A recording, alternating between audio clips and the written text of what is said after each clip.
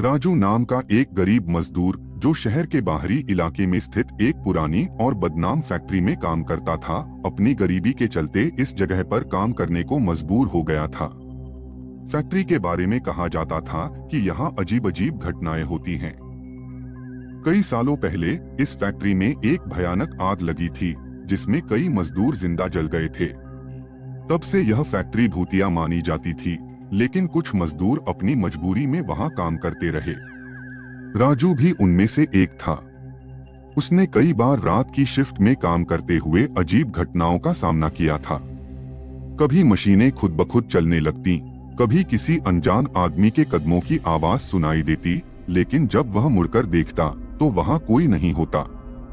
राजू ने इन बातों को नजरअंदाज करने की कोशिश की, लेकिन एक रात उसे ऐसा अनुभव हुआ जिसने उसकी जिंदगी बदल दी। उस रात राजू अकेला फैक्ट्री में काम कर रहा था। फैक्ट्री का माहौल हमेशा की तरह भारी और भयानक था। अचानक उसे लगा कि कोई उसके पीछे खड़ा है। उसने डरते हुए पीछे मुड़कर देखा तो वहां एक परछाई खड़ी थी। वह परछाई धीरे धीरे उसके पास आने लगी। राजू का दिल तेजी से धड़कने लगा। उसने भागने की कोशिश की, लेकिन उसके पैर मानो जमीन से चिपक गए थे। परछाई उसके सामने आकर खड़ी हो गई और राजू ने देखा कि वह कोई और नहीं बल्कि एक जले हुए मजदूर की आत्मा थी, जिसके चेहरे पर गहरा दर्द और गुस्सा था।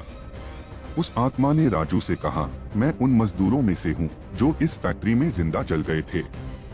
हमारी आत्माएं अभी भी यहाँ भटक रही हैं, क्योंकि हमारी मौत का बदला नहीं लिया गया। राजू का डर अब चरम सीमा पर था।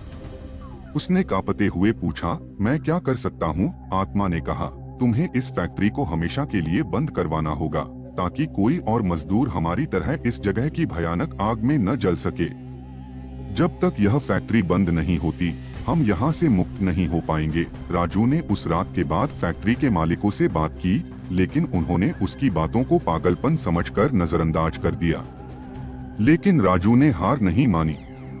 उसने मजदूरों को इकट्ठा किया और फैक्ट्री बंद कराने के लिए हड़ताल शुरू की। उसकी मेहनत रंग लाई और आखिरकार फैक्ट्री को बंद कर दिया गया। उस दिन के बाद से उस फैक्ट्री में कभी किसी ने किसी आत्मा को नहीं देखा। राजू ने अपनी जान पर खेलकर उन भटकती आत्माओं को मुक्त किया, लेकिन उस भयानक रात का अनुभव उसकी यादों में हमेशा के लिए बसा रह गया।